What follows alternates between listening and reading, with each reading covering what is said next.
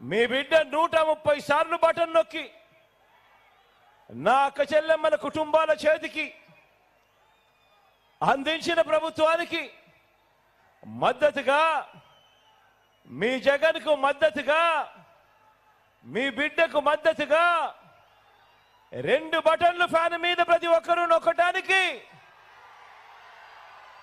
మరో 100 మందితో చెప్పి నొక్కించడానికి మీరంతా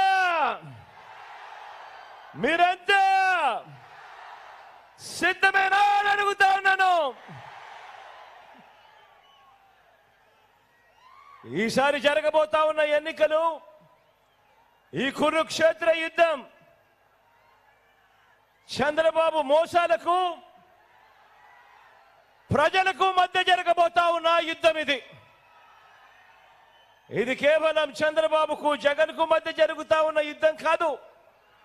ఈ యుద్ధం ప్రజలకి చంద్రబాబు మోసాలకు మధ్య జరుగుతా ఉన్న యుద్ధం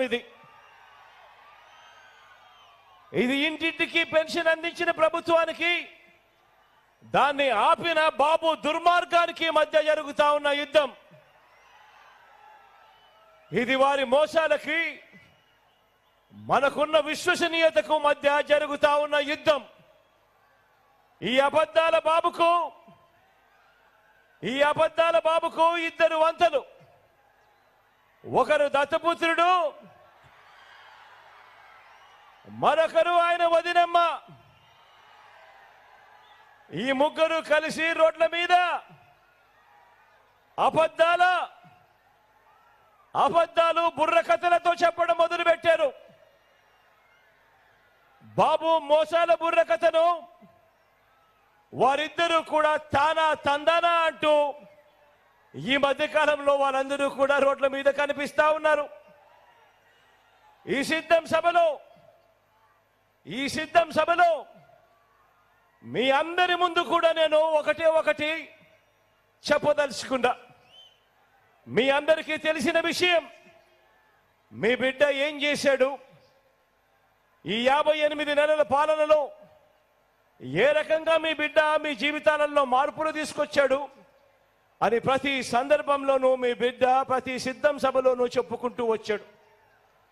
గతంలో ఎప్పుడూ కూడా జరగని విధంగా ఏ రకంగా మీ బిడ్డ మీ జీవితాలలో వెలుగులు నింపడానికి అడుగులు వేశాడు అని చెప్పుకుంటూ వచ్చాడు. ఆలోచన చేయమని చెప్పి మీ అందరితో కూడా ప్రతి అడుగులోనూ కూడా కోరుతూ వచ్చా. గతంలో ఎప్పుడు ఇంతకు ముందు జరగని విధంగా ఈ 58 నెలల కాలంలోనే ఏ రకమైన మార్పులు మీ బిడ్డ తీసుకొచ్చాడు అన్నది ప్రతి సిద్ధం సభలోనూ మీ అందరికీ కూడా చెప్పుకుంటూ వచ్చా. ఈరోజు నేను మీ అందరికీ కూడా ఒకే ఒక్క ప్రశ్న అడుగుతా ఉన్నాను. మీ అందరితో కూడా ఒకే ఒక్క అంశం మీద ఇంటికి వెళ్ళి ఆలోచన చేయమని కోరుతా ఉన్నాను. అదేమిటి అనంటే, మీ బిడ్డకు ఓటు వేయడము అనంటే ఈ 58 నెలలుగా మీకు జరుగుతా ఉన్న మంచిని మీరందరూ కూడా కొనసాగించేందుకు మీరు ఓటు వేస్తా ఉన్నారు అని దాని లెక్క. మీ బిడ్డకు కాకుండా చంద్రబాబు నాయుడు గారికి ఓటు వేయడము అనంటే దాని అర్థం ఈ 58 నెలలుగా మీకు జరుగుతా ఉన్న మంచిని మీరంతటి మీరే ఇక మాకు వద్దు అని మీరంతకు మీరే ఓటు వేసినట్టు అవుతుంది అన్నది కూడా గుర్తుపెట్టుకోమని కోరుతా ఉన్నా.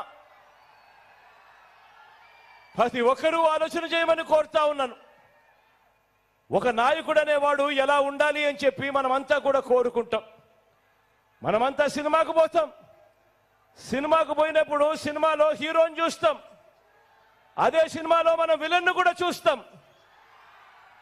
ఫలాని వాడు హీరో అని చెప్పడు, ఫలాని వాడు హీరో అని మనకు తెలియదు, ఫలాని వాడు విలను అని మనకు తెలియదు. కానీ ఆ విలనుకున్న గుణగుణాలను బట్టి ఆ మనిషి విలను అని చెప్పి మనం అంతగా మనమే అంటాం. ఈరోజు నేను ఒకటి చెప్తా ఉన్నాను. 58 నెలల కిందట మీ బిడ్డ మీ అందరి ముందు నిలబడి మీ బిడ్డ ఫలానిది చేస్తాను అని చెప్పి మేనిఫెస్టో ఎన్నికల ప్రణాళిక తీసుకొచ్చి మీ బిడ్డ మళ్ళీ ఈ రోజు 58 నెలల తర్వాత ఆ మేనిఫెస్టోను ఒక బైబిల్ గాను, ఆ మేనిఫెస్టోను ఒక ఖురాన్ గాను, ఆ మేనిఫెస్టోను ఒక భగవద్గీతగాను భావిస్తూ మీ బిడ్డ ఆ మేనిఫెస్టోలో చెప్పినవి